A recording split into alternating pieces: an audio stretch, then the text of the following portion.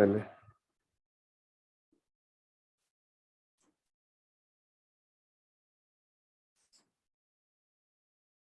हमें दिया in the system shown in figure,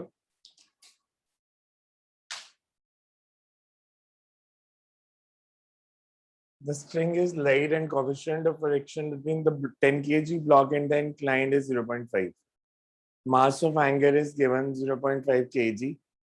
A boy places a block of mass m on the hanger and finds that system does not move. What could be the values of m? Tan 37 की value दी है, नहीं भी दी हो तो you know the value. So कैसे करेंगे solve? Concept क्या लगाएंगे? पहले कंसेप्ट बता दो फिर सॉल्व करते हैं। सर दो Just tell me cases the concept used. Sir दो केसेस होंगे इसमें, एक में सर वो ऊपर मूव करने की कोशिश करेगा, एक में नीचे करने की दो कोशिश केस करेगा। तो होंगे। दो एक केस में हम लेंगे that if the block tends to move up and if the block tends to move down. अगर हम इसको लेते हैं कि this tends to move down तो फ्रिक्शन अपवर्ड्स हो जाएगी, और अगर मैं इसको अपवर्ड लूंगा तो फ्रिक्शन डाउनवर्ड हो जाएगी। सो फर्स्ट केस अगर हम करेंगे कि if 10 kg block tends to move up,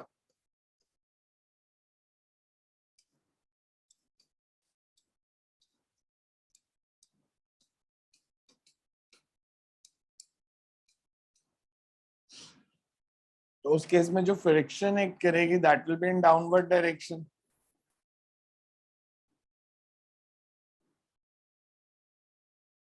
अगर हम इस पे फोर्सेस मार्क करें, this is mg sin 37. If it tends to move up तो फ्रिक्शन भी downwards।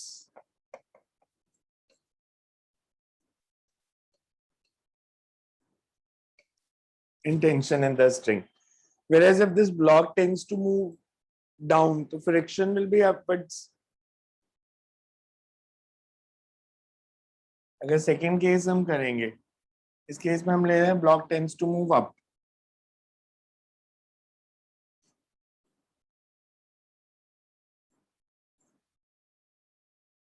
अगर हम ले रहे टेंड्स टू मूव डाउन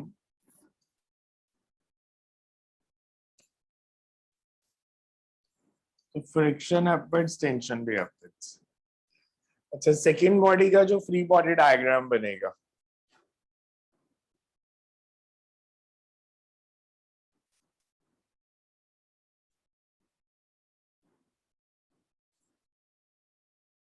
अगर ये अपवर्ड जा रहा है, ये डाउनवर्ड्स 0.5 प्लस mg और ये t।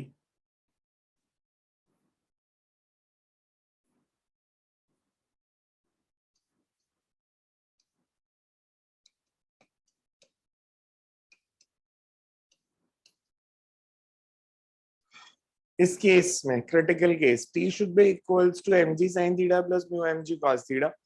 इसमें t plus f is equal to mg sin theta, और यहाँ पे t की वैल्यू 0.5 प्लस mg। सो दोनों केसेस में m की वैल्यू निकालो क्या आती है। जिन्होंने सॉल्व कर लिया क्या आंसर आया?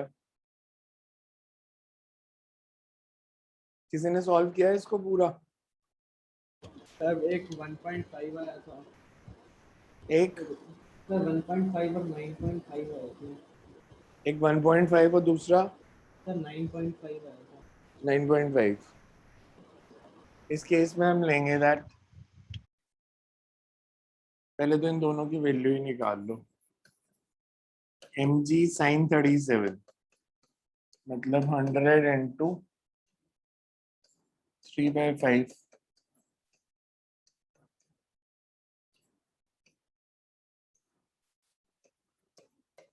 mu is given as 0.5,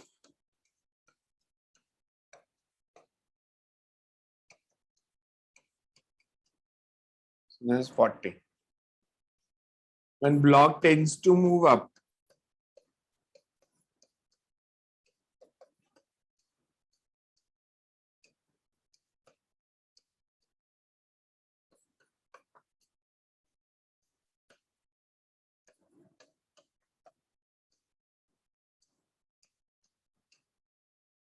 and t is also equals to m plus 0.5.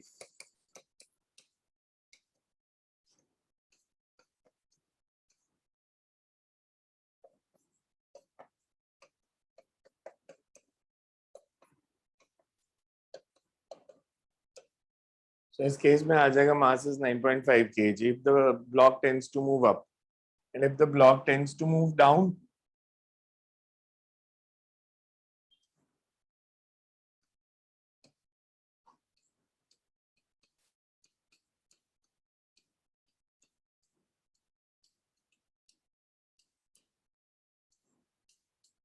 then you have equation as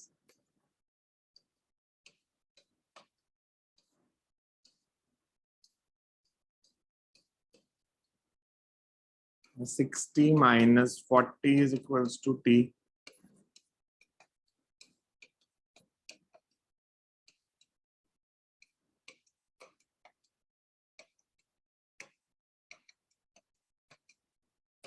So M is equal to 1.5 kg.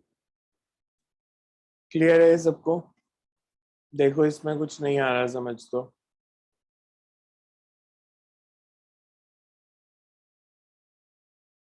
कि आपको दो केस लेने थे, once you have to take that it tends to move up, second time it tends to move down.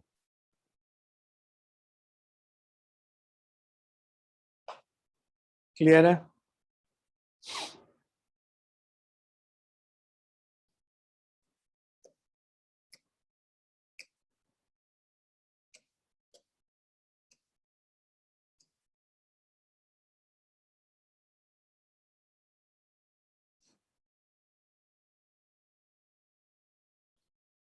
In the system shown in figure, mass of the block is M1 is 4 kg and that of hanging is 1 kg. Inclined and surface is smooth. Block is initially held at top of the incline and particle hangs at a distance 2 meters below it. Assume that block and particle are in the same vertical line in this position. System is released. After what time the distance between block and particle will be minimum? कैसे करेंगे इसको? Sir पहले इनकी individual मतलब acceleration निकालनी थी और फिर वैसे ही सॉल्व किया था जैसे काइनेमेटिक्स में करते थे, मतलब सर रिलेटिव आंसर क्या आया? सर टाइम 1 सेकंड और डिस्टेंस 1 मीटर आया था। टाइम 1 सेकेंड और distance 1 metre. 1 metre.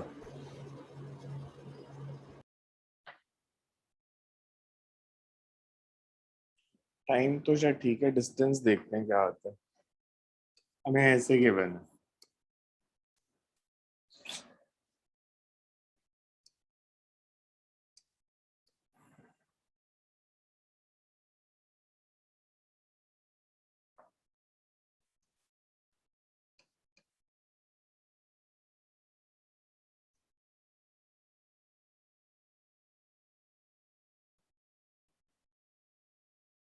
At any instant ये 4 kg,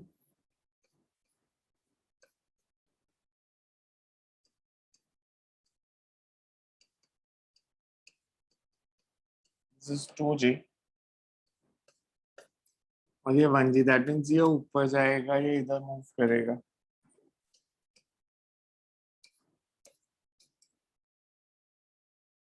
दोनों का मैग्नीट्यूड सेम है, डायरेक्शन डिफरेंट है। अगर मैं एक्सेलरेशन के मैग्नीट्यूड की बात करूं तो a is equals to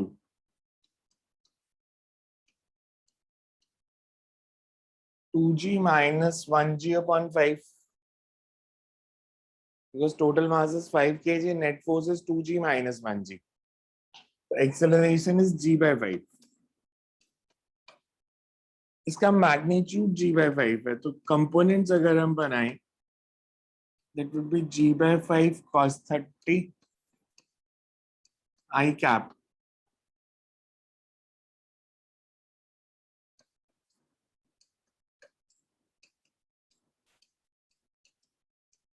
ये स्टेप ठीक है। इस एक्सेलरेशन के दो कंपोनेंट्स बना लिए हमने a1 के।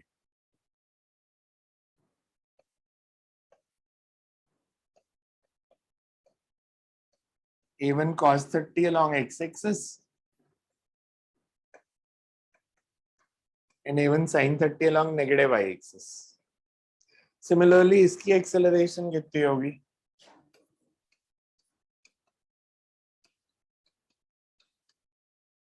g by 5 j cap। यहां तक किसी को डाउट?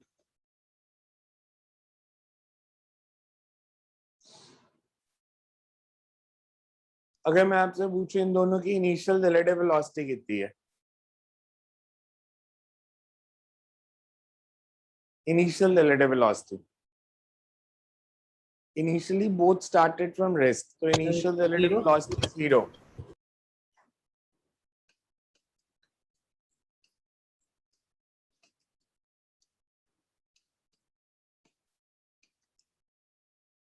Acceleration या relative acceleration of A with respect to B.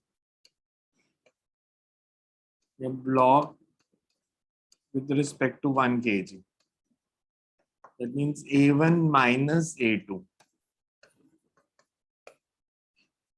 A1 minus A2 comes out to be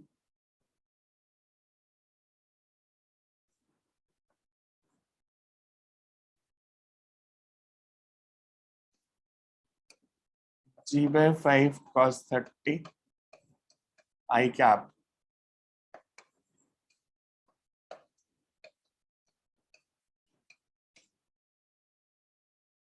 minus G by 5J.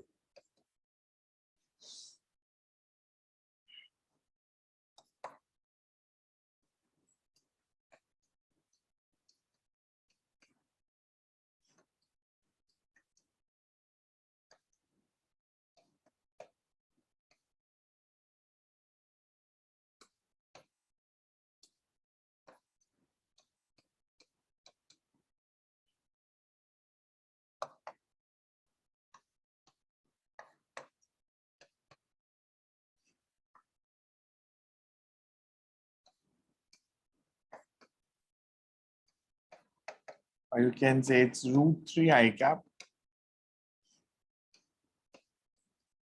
Relative से कर क्यों रहे हैं? बिकॉज जब भी हमने मिनिमम डिस्टेंस निकालना होता था काइनेमैटिक्स में, तो हम एक को रेस्ट पे मान लेते थे. तो मैंने सेकेंड बॉडी को रेस्ट पे मान लिया, सेकेंड बॉडी को रेस्ट पे मान लिया, तो ए इस एक्सेलरेशन से मूव कर रहा है.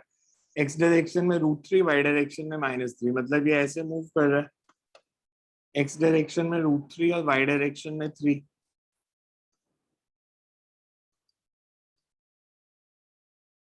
और ये कांस्टेंट एक्सेलरेशन है, वेरिएबल है? Sir, constant. Constant. Linear velocity is initial relative velocity 0, acceleration constant. Path followed will be Linear. straight line. तो B को ये लगेगा कि A ऐसे मूव कर रहा है, B तो यहाँ पे फिक्स्ड है, B को लगेगा A ऐसे मूव कर रहा है, तो ये डिस्टेंस बताना है यहाँ तक पहुंचने का टाइम, से A से P तक. अगर ये रूट 3 है, ये 3 है, तो this angle is,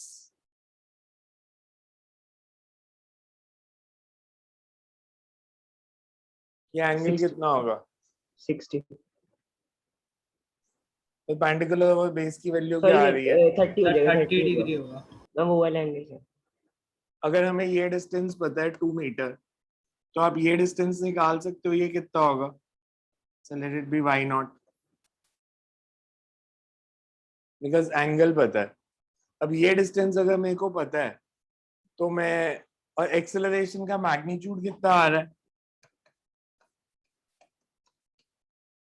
it's 3 + 9,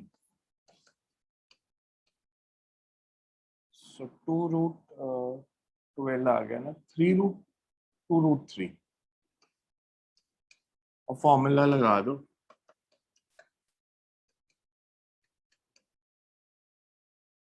y is equal half AD square. So this is the time.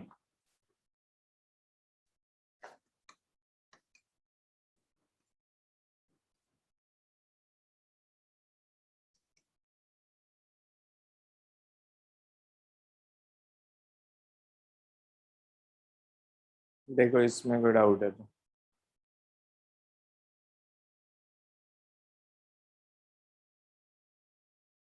ठीक है. ये बिकॉज cos 30 की वैल्यू कितनी हो जाएगी?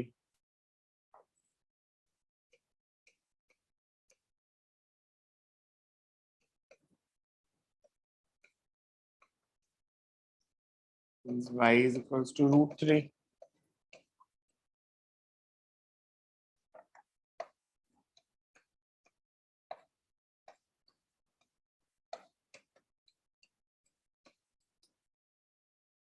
So time taken is 1 second. Clear है सबको? So kinematics, जब भी minimum distance निकालना है दो moving bodies में, best method is always you have to take the relative concepts. कि relative concept से ही solve करोगे तो सबसे easy रहेगा ये. कि एक बॉडी को रेस्ट पे मान लो, एक्सेलरेशन कांस्टेंट है, पाथ फॉलोड स्ट्रेट लाइन है और आपने सॉल्व करना है बस. किसी को नहीं आया समझ तो पूछ सकते हो.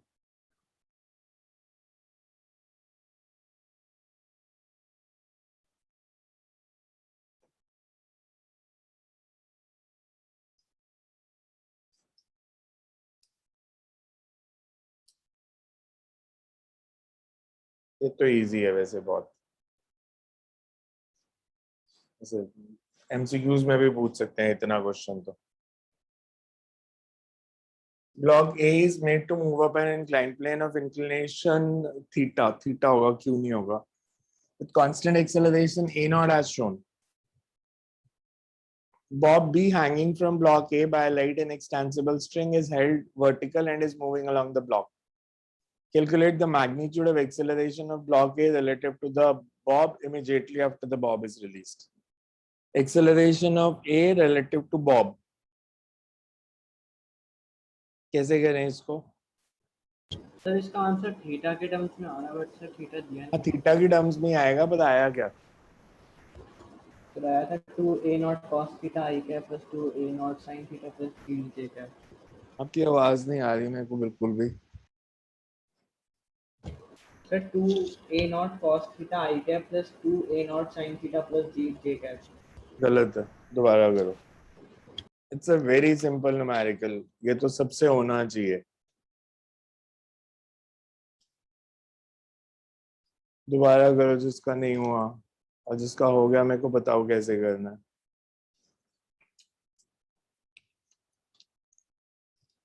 It's a one step numerical. Acceleration of A relative to B. और ये बहुत इंपॉर्टेंट है sentence. Bob B is hanging from A by light and extensible string is held vertical and is moving along the bob, along with the block. कि string को vertical रखना.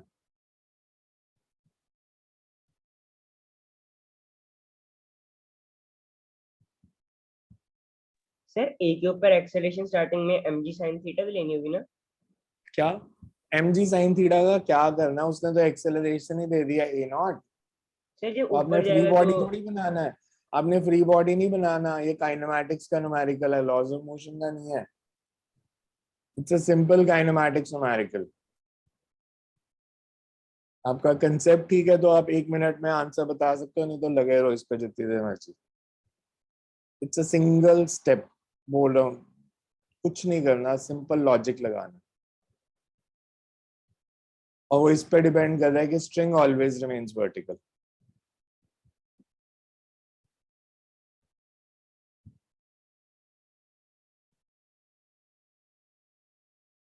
और एक हमारे को पता है लेंथ ऑफ स्ट्रिंग कांस्टेंट होती है.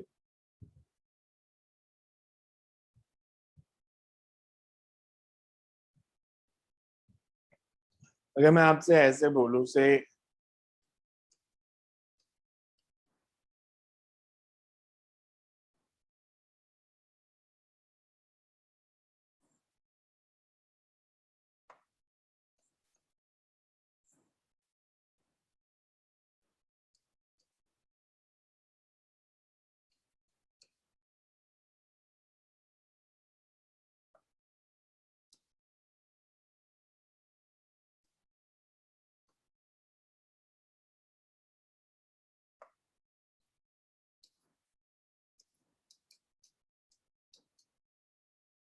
so acceleration of block is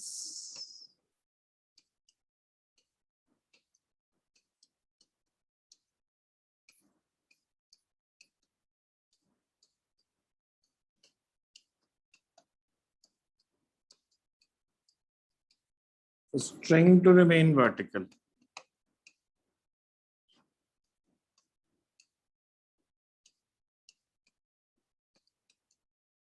And length of string to be constant.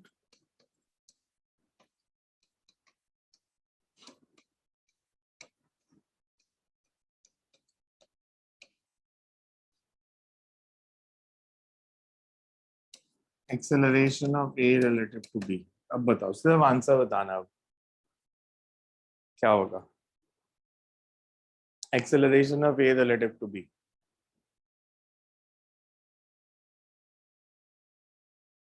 Acceleration of A relative to B, length of string constant और ये वर्टिकल दिया हमारे को। मेरे को सोच के बताना, ये आंसर आएगा इसका हमेशा। A nought cos theta I cap. क्यों आएगा ये आप मेरे को बताओगे अब सोच के, क्योंकि इसमें कुछ था नहीं करने वाला, ओरल न्यूमेरिकल था ये तो।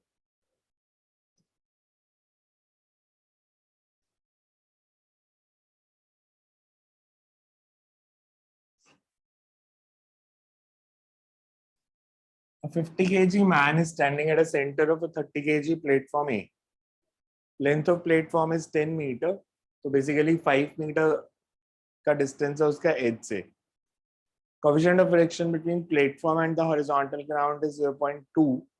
Man is holding one end of a light rope which is connected to 50 kg box B. Coefficient of friction between box and ground is given as 0.5. Man pulls the rope so as to slowly move the box, ensuring that himself does not move relative to the ground.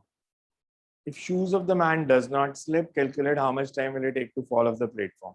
Coefficient of friction between shoes and platform is 0.6. कैसे करेंगे? Sir इसमें इस line का क्या मतलब था कि shoes does not slip on platform? If shoes does not slip on the platform मतलब आपने उसको मूव नहीं करना कि रिलेटिव मोशन नहीं लेनी, ऐसे ही नहीं स्लिपिंग के कारण सिर्फ प्लेटफॉर्म मूव कर रहा है, शूज उसके ऊपर है, मतलब नीचे से प्लेटफॉर्म खिसकता जा रहा है। कैसे करेंगे?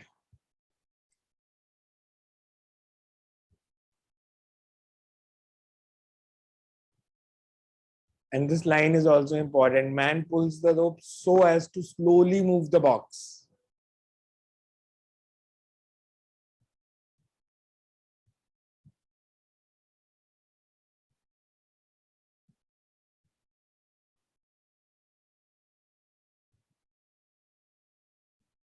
सर इसका मतलब कि वो स्लोली का मतलब क्या हुआ सर इसके अंदर? क्या चीज? इसके अंदर मैन स्लोली मूव कर रहा है, इसका मतलब कौन सी लाइन का मतलब? कि मैन जो फोर्स लगा रहा है कि उसकी वजह से ब्लॉक पर स्लोली मूव कर पा रहा है। स्लोली मतलब आपने जस्ट मिनिमम रिक्वायर्ड फोर्स ही लगानी है।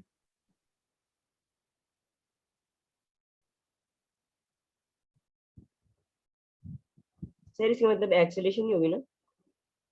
एक्सेलरेशन नहीं लेनी, हाँ।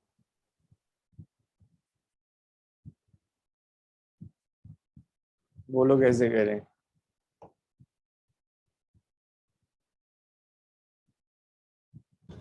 सर इसमें हम ऐसे कर सकते हैं कि मतलब वो उतनी फोर्स लगाए जितना मतलब उसको जो बड़े वाला ब्लॉक है उसको मतलब फ्रिक्शन को ओवरकम करने के लिए चाहिए। तो सर उस मैन पर भी आगे फोर्स लगेगी और उसके हिसाब से जैसे ब्लॉक पर करो ब्लॉक सॉल्व, करते थे वैसे। करो सॉल्व।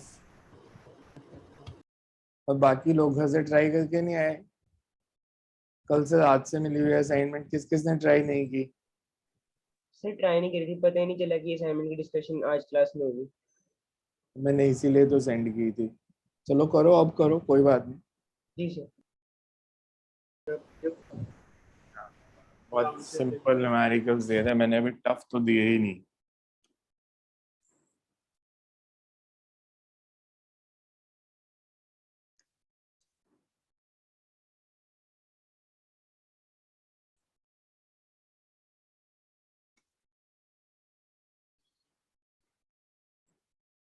ये हमें दिया है 0.2।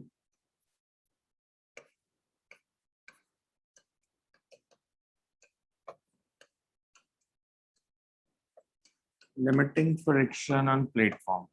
सर हाँ जी। बस सुन ब्रॉडकास्ट कर दो, बहुत ज्यादा ब्लर हो गया sir. Limiting friction on platform is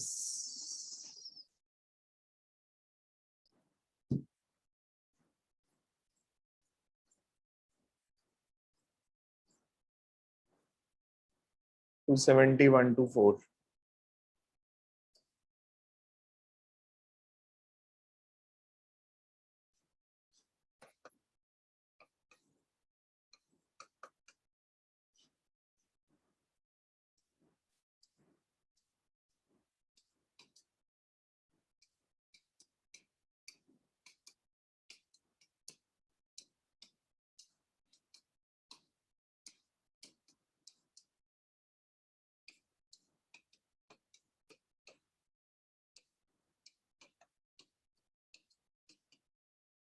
limiting friction on man.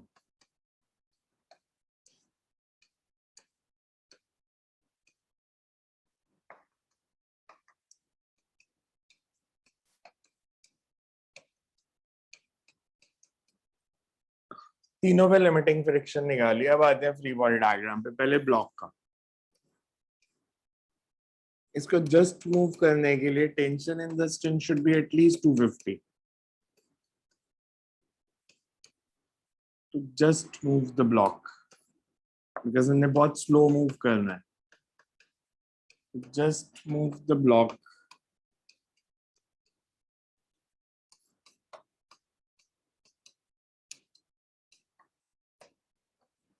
Tension in the string is 250 Newton. अगर टेंशन 250 है, man will not move because उसके लिए limiting friction 300 है। This limiting friction on man is 300 Newton. तो अगर मैं platform का free body diagram बनाऊं,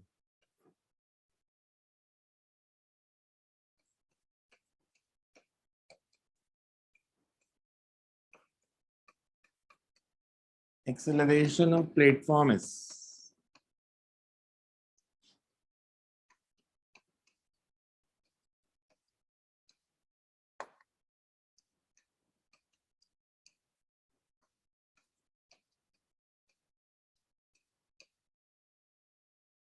time taken to travel 5 meters.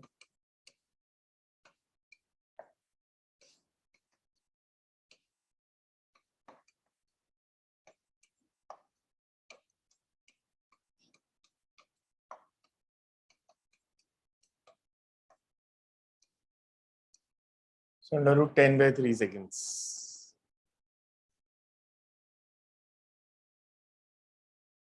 ये स्टेप सबको समझ में आया? बिकॉज अगर मैं एक मैन का फ्री बॉडी डायग्राम और बना दूं, मैन पे इधर टेंशन एक कर रही है 250, स्टैटिक फ्रिक्शन सेल्फ एडजस्टिंग है तो ये भी 250, इसका रिएक्शन ये प्लेटफॉर्म पे, और प्लेटफॉर्म की अपनी फ्रिक्शन 160।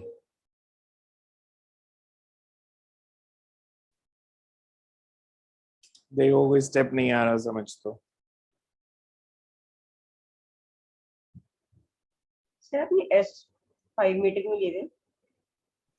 वो प्लेटफॉर्म के मिडल में नहीं खड़ा, प्लेटफॉर्म 10 मीटर का है तो 5 मीटर ही कवर करना है बस। सर ये क्वेश्चन में नहीं दिया क्वेश्चन में ही standing in the middle of platform, जी। तो प्लेटफॉर्म 5 मीटर स्लिप कर गया तो वो गिर जाएगा।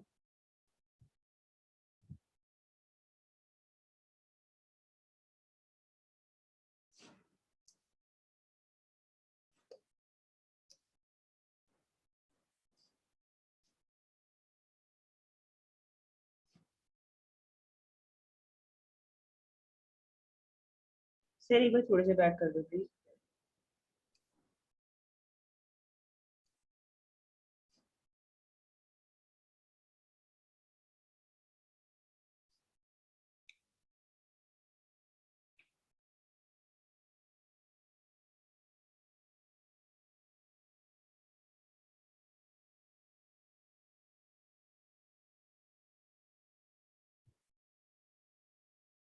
सर एक बार ये समझ में नहीं आया था, प्लेटफॉर्म मूव करेगा तो मैन भी मिलेगा। प्लेटफॉर्म नीचे से खिसक जाएगा, मैन मूव कर नहीं रहा ग्राउंड के रिलेटिव। क्वेश्चन पढ़ो ना ध्यान से, man is at rest relative to ground, और प्लेटफॉर्म मूव कर रहा है, तो दोनों की रिलेटिव एक्सेलरेशन नहीं है।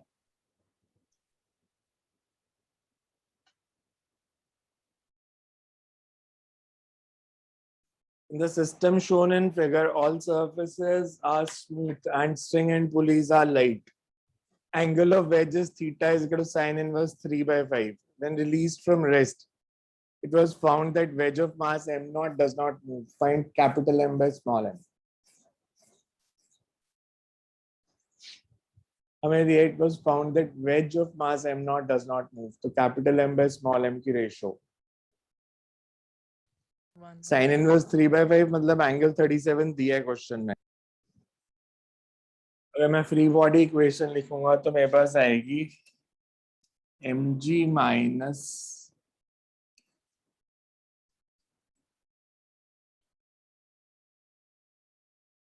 T is equals to M में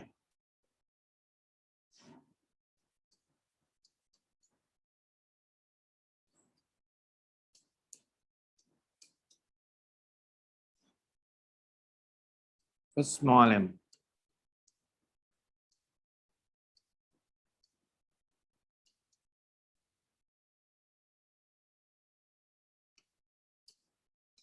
mg sin 35 is 3/5.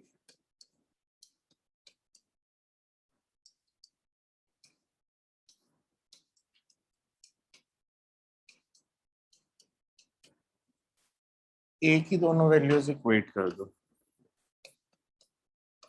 और वो तभी कर सकते हैं अगर वेज रेस्ट पे है तो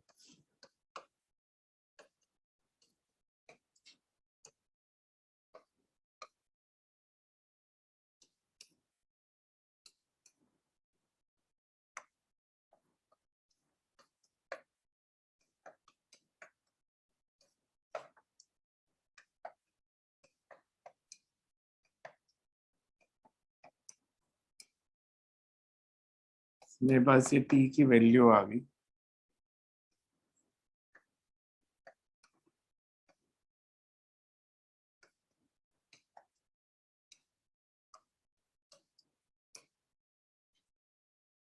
ठीक है यहां तक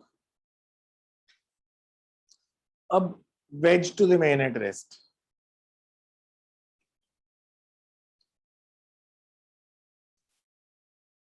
मेरे पास अगर ये वेज है इस पे फोर्सेस जो लग रही हैं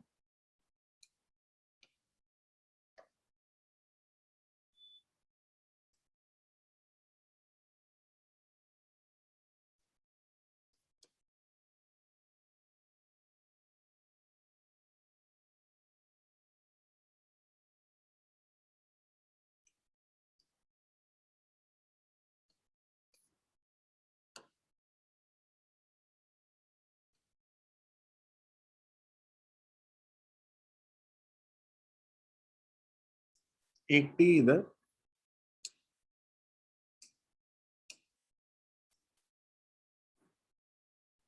और एक टी इधर इसका कंपोनेंट हो जाएगा टी cos थीटा एक इस पे लग रही है नॉर्मल रिएक्शन के दो कंपोनेंट्स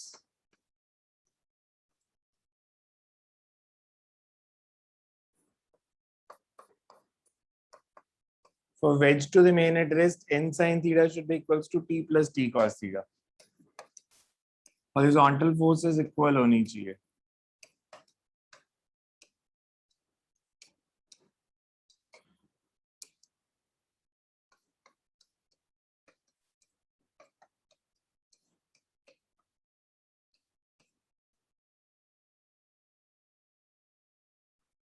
एंड हमारे पास एक ये रिलेशन भी है n is equal to mg cos theta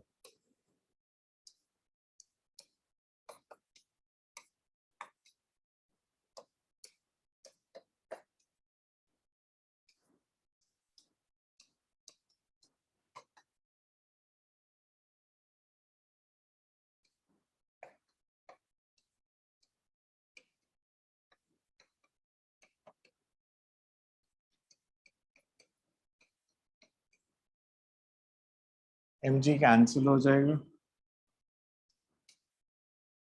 5 भी कैंसिल कर दो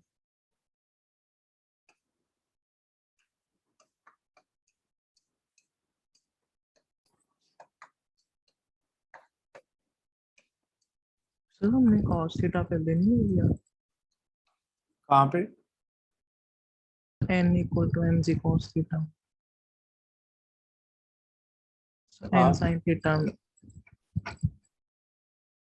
n sin थीटा में हमने n को mg cos थीटा हाँ एक बार दो बार ही ले लिया सॉरी ठीक है एक बार cos थीटा की वैल्यू ऑलरेडी पुट कर दी हमने सो यहाँ से वैल्यू निकाल लो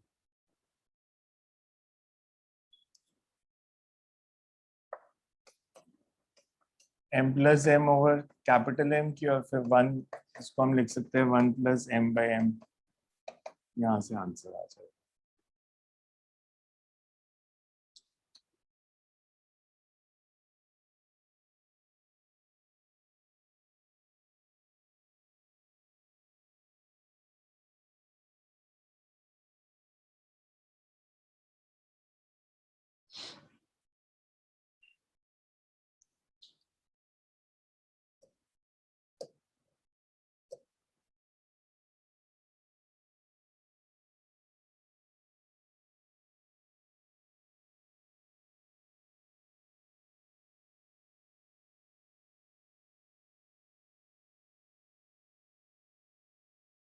smooth rod is fixed at an angle alpha to the horizontal, a small ring of mass M can slide along the rod. A thread carrying small sphere of mass capital M is attached to the ring to keep the system in equilibrium. Another thread is attached to the ring which carries a load of mass m naught as shown. The thread runs parallel to the rod between the ring and pulley. All threads and pulleys are massless. Find m naught so that system is in equilibrium and find acceleration of capital M immediately after the thread supporting m naught is cut. पहले तो m naught निकालो for system to be in equilibrium. Find m naught for system to be in equilibrium.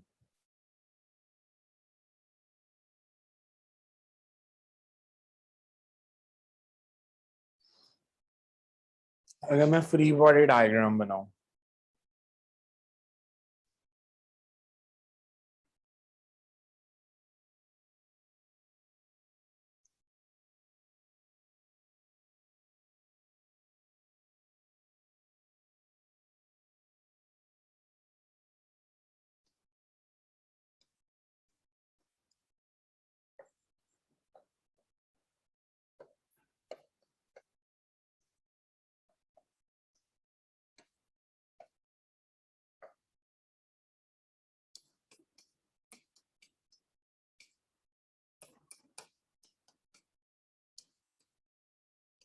for ring.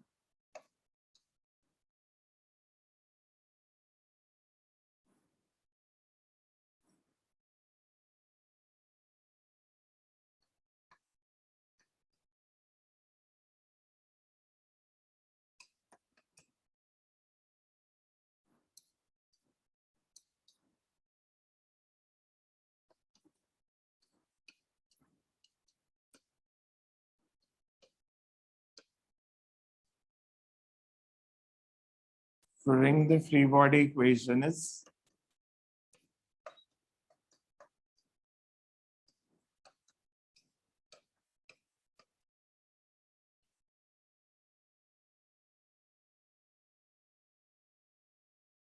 T2 and T2 is M2G, T1 is M0G.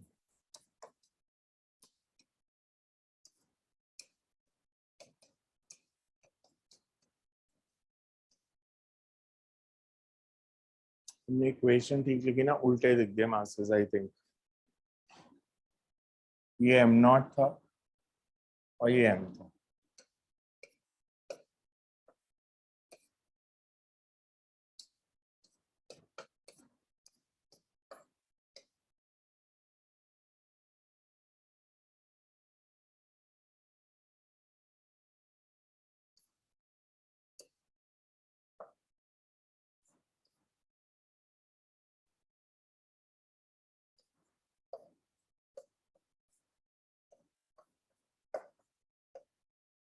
बस ये equation मैंने इस हिसाब से लिखी है कि इसमें T1 और इसमें T2 so M1G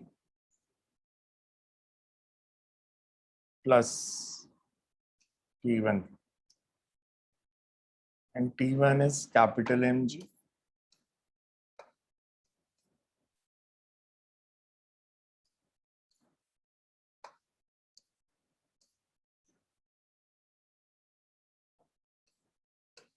बस वो मासेस इंटरचेंज करने पड़ेंगे अदरवाइज मेथड सेम ही है so we say m0 is equals to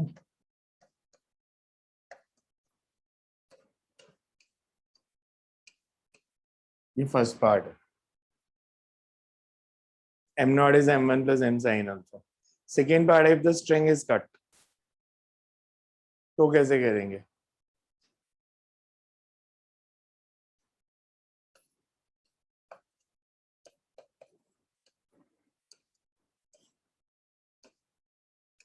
m0 is removed from system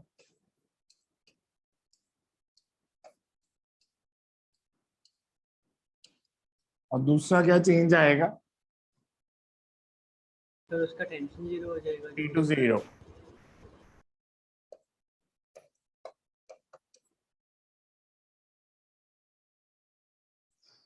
अब अगर मैंने स्ट्रिंग को कट कर दिया ये मास नीचे मूव करेगा, ये इधर मूव करेगा, तो इक्वेशंस क्या बनेंगी?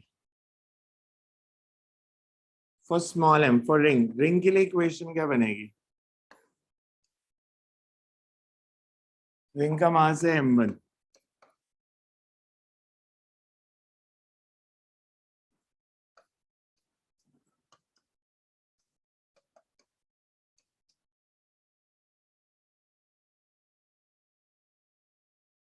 m1g plus t sin alpha is equals to m1a1.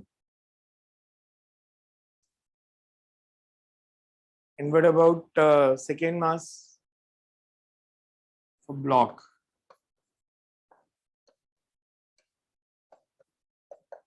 mg minus t is equal to m2. mg minus t is equal to ma2. a1 a2 में कोई रिलेशन है? a1 a2 में relation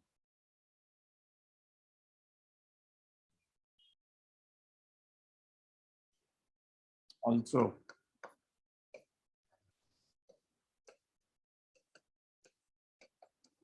constraint a1 sin alpha is always a2. So m1g sin alpha plus t sin alpha is equals to m1 a1 can be written as sin alpha. Sorry, a2 is a sin alpha.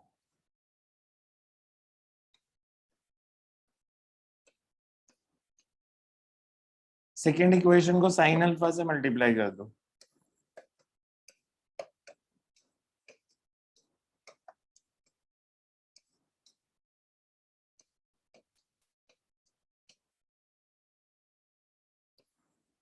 Add कर दूंगा, ये cancel,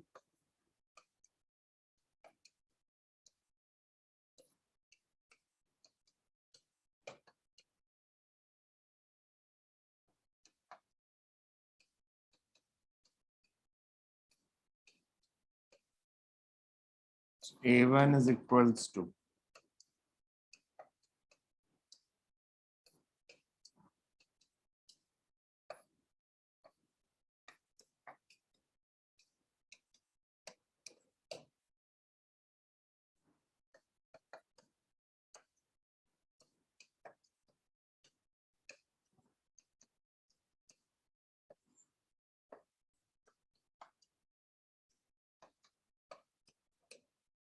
सो ये दोनों की acceleration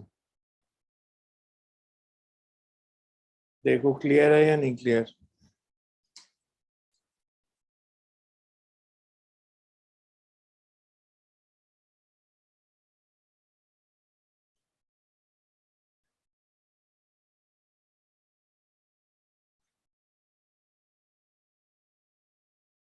किसी को इसमें नहीं आता, कोई स्टेप समझ तो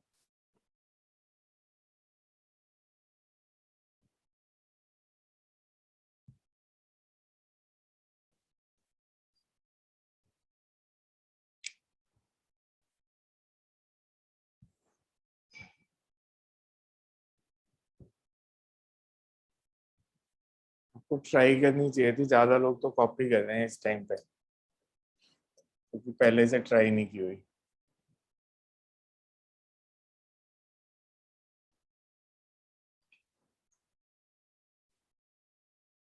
इसको मैं सॉल्व नहीं कर रहा, मैं आपको टाइम दे रहा हूँ, सॉल्व करो, और जो भी सॉल्व करो मेरे को इसका सॉल्यूशन सेंड करो व्हाट्सएप पे अभी।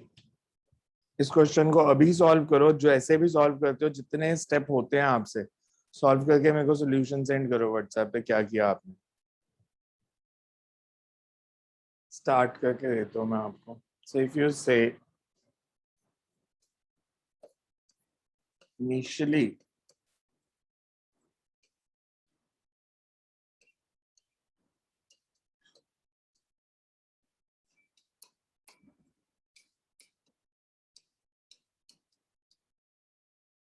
let change in length of S2 be x naught.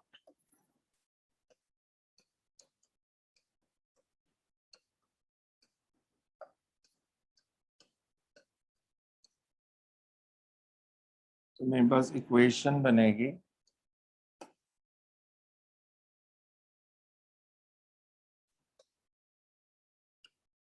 mg is equals to kx naught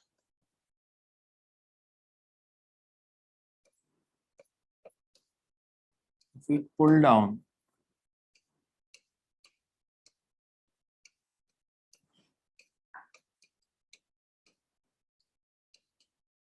let change in length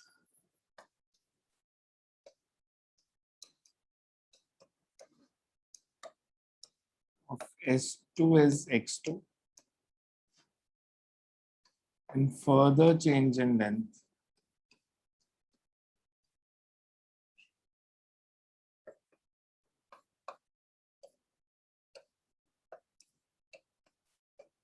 S1 is X1.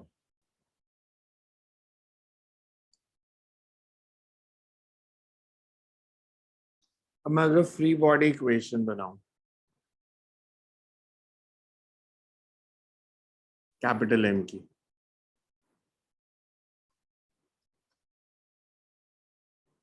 ऊपर जो स्प्रिंग है इसमें टोटल चेंज इन लेंथ हो गया x0 प्लस x1,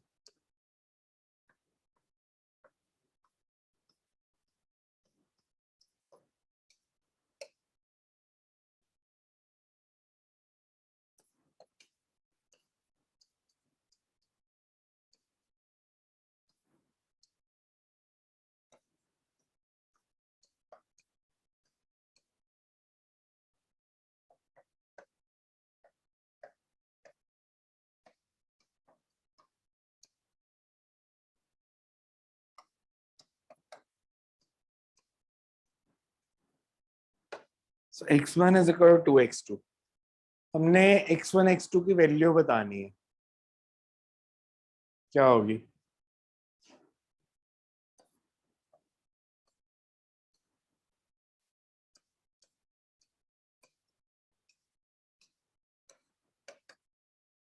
अगर S1 में change in length x1 है, S2 में चेंज इन लेंथ x2 है, तो L is equals to L की वैल्यू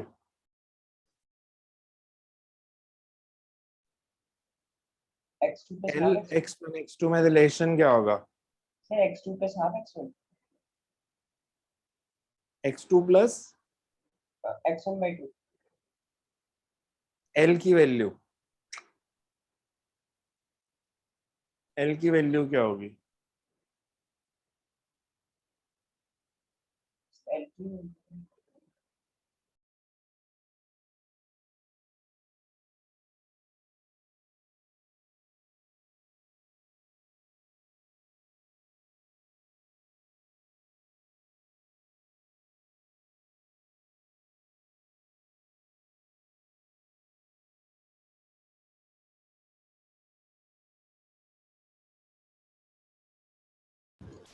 तो अरे 2x1 यार, minus मेरे को x2 आप L की वैल्यू कितनी होगी?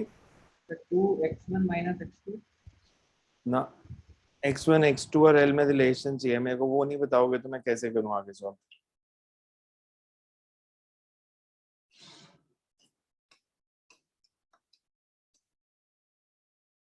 To S1 plus x2,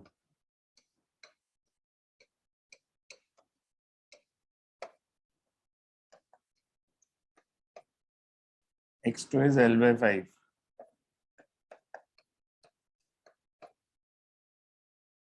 L by 5 and 2L by 5. ये रिलेशन कहाँ से आया? सर वेलोसिटी ऑफ वहां से निकल गया था कंस्ट्रेंट वाले मेथड से, ठीक है समझ में आ गया. निकाल के दिखाओ, सेंड करो यार, मेरे को उधर भी नहीं कुछ समझ आता. टेस्ट में नंबर देखे मैंने ना, एडवांस का टेस्ट लेना है, जिस जिसके नंबर है उसके लिए एडवांस का बैच तो मैं बंद कर दूंगा, चाहे मेरे को एक को पढ़ाना पड़े चाहे दो को. एडवांस की क्लास में वही आएगा जिसको एडवांस का आता है थोड़ा बहुत. अदरवाइज आपका फायदा इसमें कि आप मेंस की तैयारी करो, मेंस के चक्कर में एडवांस के चक्कर में मेंस डूब जाएगा नहीं तो मेरे को जिसका भी लगेगा कि उसका एडवांस का लेवल नहीं है वो एडवांस के बैच में नहीं आएगा, वो रिकॉर्डिंग देखनी है देख ले, वो मेंस की क्लास ही लगाएगा वो सिर्फ. बिकॉज अभी तक मेरे को यही लग रहा है, 2 या 3 लोगों को छोड़ के एडवांस कोई नहीं पढ़ रहा सीरियसली, सिर्फ क्लास लगा रहे हो. मेरे को ये रिलेशन निकाल के दिखाओ, L is equal to 2x1 plus x2, और मेरे को अभी देखना है आपका रिलेशन निकला हुआ कि y L is equal to 2x1 plus x2. और जो नहीं ट्राई कर रहा और मेरे को सेंड नहीं कर रहा, मैं अभी बैच में से रिमूव करने लगा हूँ. अगर मेरे को 5 मिनट में अपना मेथड ना भेजा कैसे किया? Unlike friction coefficient between the blocks is mu mu ले लो m की जगह, whereas incline is smooth. Block A has mass m, difference in mass of two blocks is delta m. Find the minimum value of m for which the system will not accelerate. मतलब 2-3 ये mu है, coefficient of friction is not m.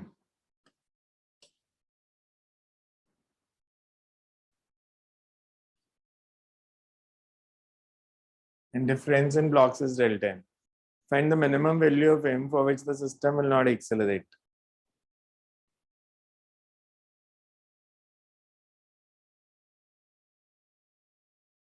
ये भी delta m होगा. हमने इन दोनों में difference in मास बताना है, so that system will not accelerate. Minimum value of difference in mass so that system will not accelerate. कैसे करेंगे?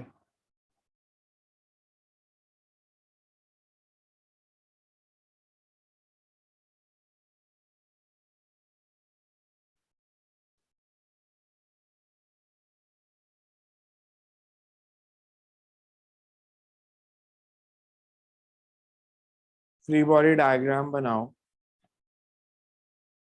एक बार ही ले लो कि ए का मास बी से ज्यादा है, एक बार बी का मास ए से ज्यादा है. तो 2 केस करने पड़ेंगे.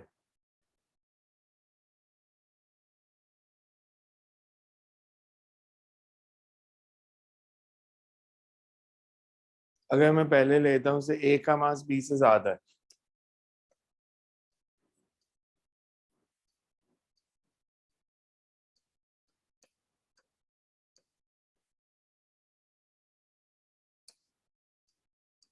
सर बीच में मीटिंग कट हो गई थी, जस्ट अभी एंटर किया था सर. इसमें ये बता दो कि इसका स्मॉल वाले का मास m है और इन दोनों में डिफरेंस m है, और रिफ्लेक्शन कोएफिशिएंट होगा वो कितना है?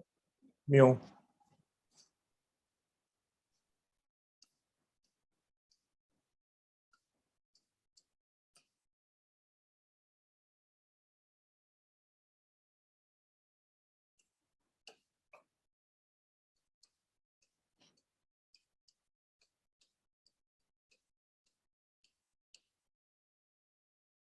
तो बेसिकली अगर मैं ए का फ्री बॉडी डायग्राम बनाऊं,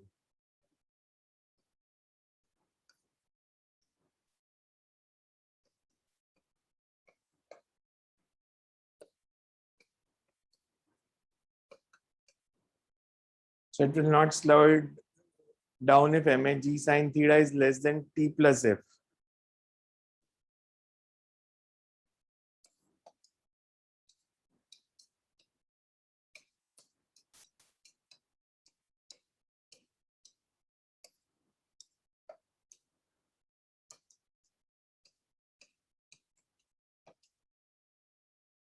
और बी की इक्वेशन क्या बनेगी?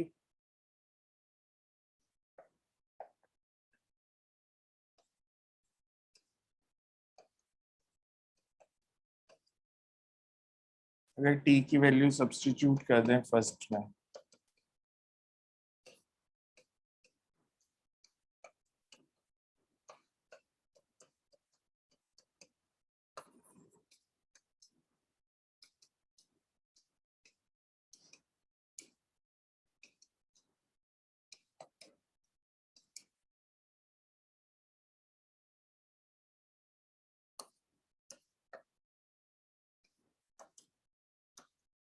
सर एक बार समर्थ वेटिंग एरिया में होगा, उसको प्लीज रिवाइंड कर दो.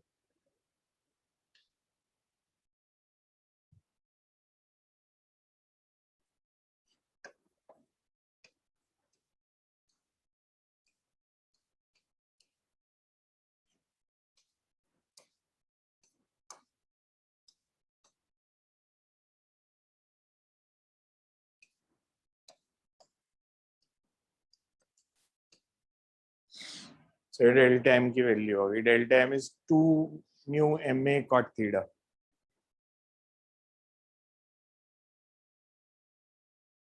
सिमिलरली सेकंड केस करेंगे, if b is greater than a, तो फ्रिक्शन की डायरेक्शन बदल देंगे, mbg sin theta tends to move down.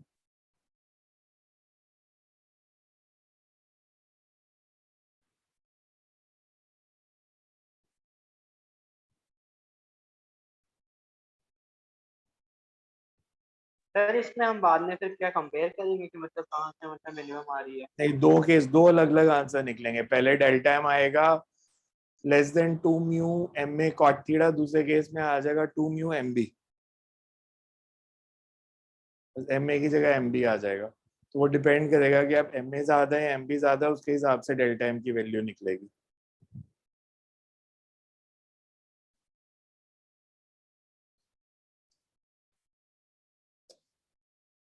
Sir एक बार प्लीज थोड़े से बैक कर दो.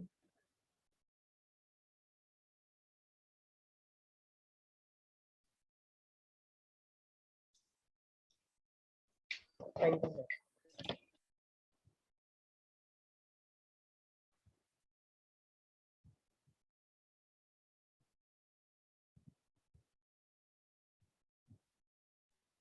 सर हाँ जी.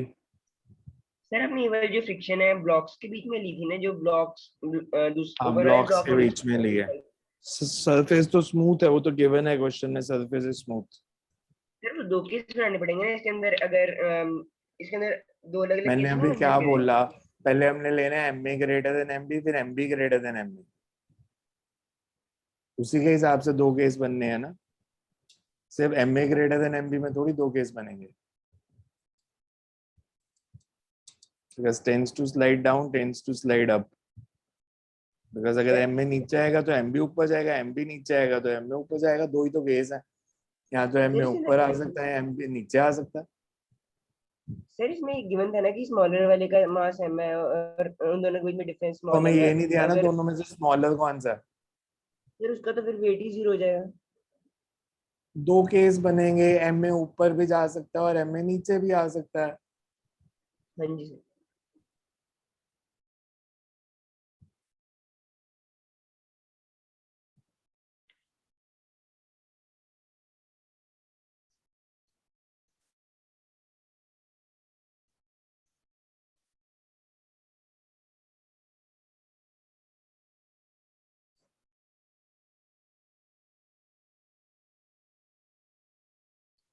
In the arrangement shown in figure, pulley P can move whereas the other two pulleys are fixed.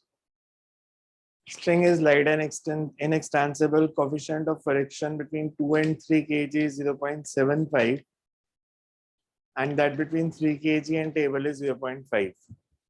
The system is released from rest. Find the maximum value of M so that system does not move.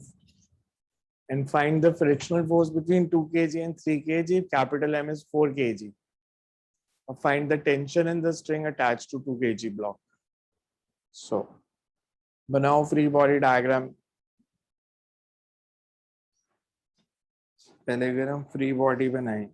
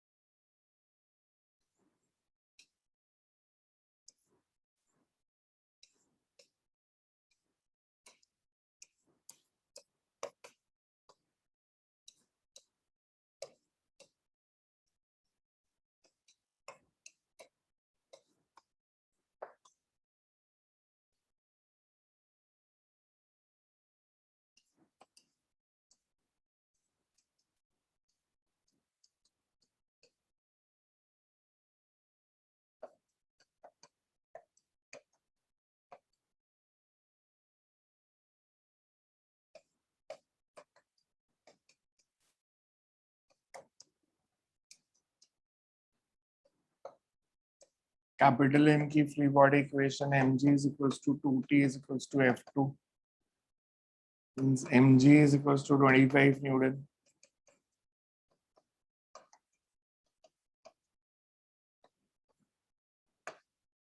So m is 2.5 kg. फिर हमने बताना है m अगर 4 kg है तो अगर m की value 4 kg है फिर कैसे करेंगे?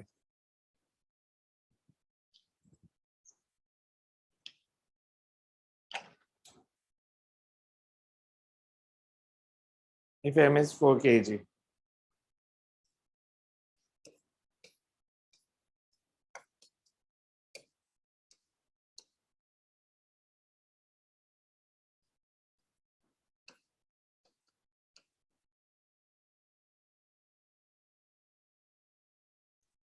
To kg plus 3 kg move as a block.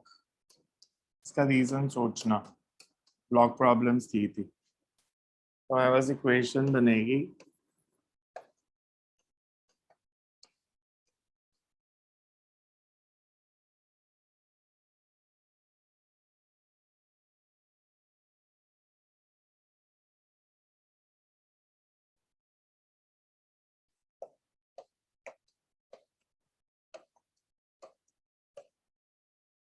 and 2t minus 5g is equals to 5.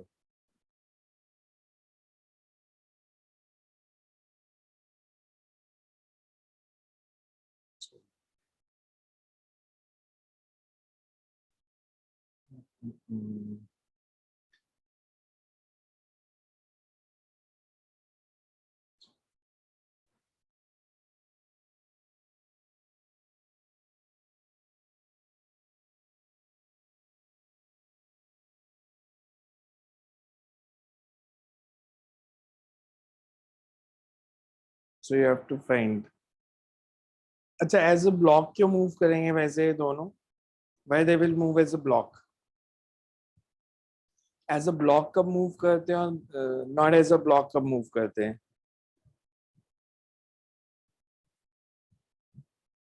Because हम लेते थे ना कुछ acceleration तक वो एक साथ move करेंगे फिर वो अलग अलग हो जाएंगे. तो as a block कब तक move करते हैं और as two separate bodies कब move करते हैं? जब तक वो लिमिटिंग वैल्यू ऑफ फ्रिक्शन को एक्सीड ना कर जाए external force. हाँ तो देखो अब इसने as a block move करना है या as independent bodies move करना है?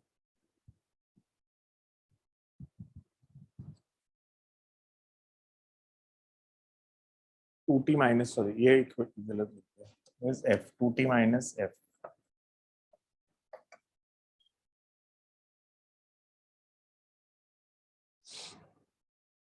बिकॉज वेट तो नॉर्मल रिएक्शन से बैलेंस हो जाएगा. So, ए कितना आ गया?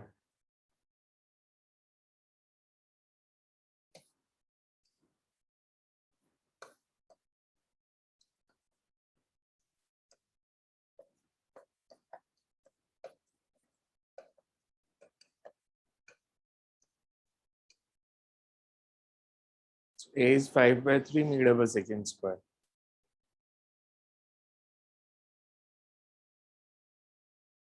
और f1 कितना हो जाएगा?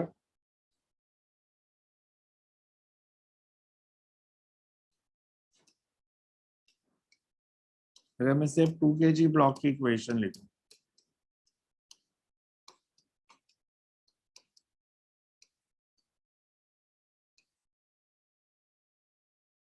तो क्या बनेगा?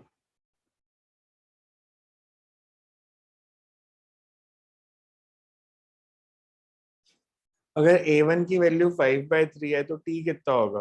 यहां से देख लो, a1 की वैल्यू अगर 5/3 है तो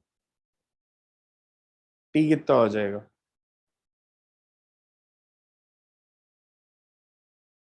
Because f1 will be t minus 2 है. यहाँ से t निकाल के सब्सटीट्यूट कर दो. t की वैल्यू अगर मैं निकालूं तो मेरे पास आ रहा है 2t is equals to 4g minus 4a.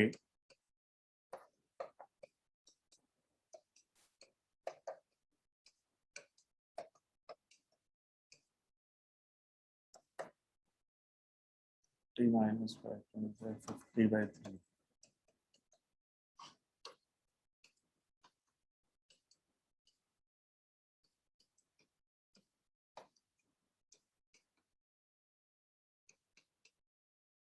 Friction is 40/3.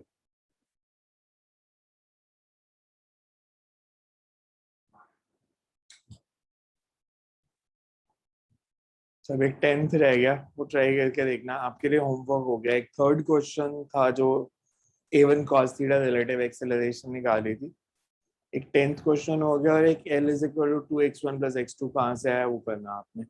और कल मॉर्निंग लगेगी क्लास, कल वेडनेसडे, हाँ कल मॉर्निंग 6:30, 6 बजे की जगह। किसी का स्कूल तो नहीं है 8:30 से पहले?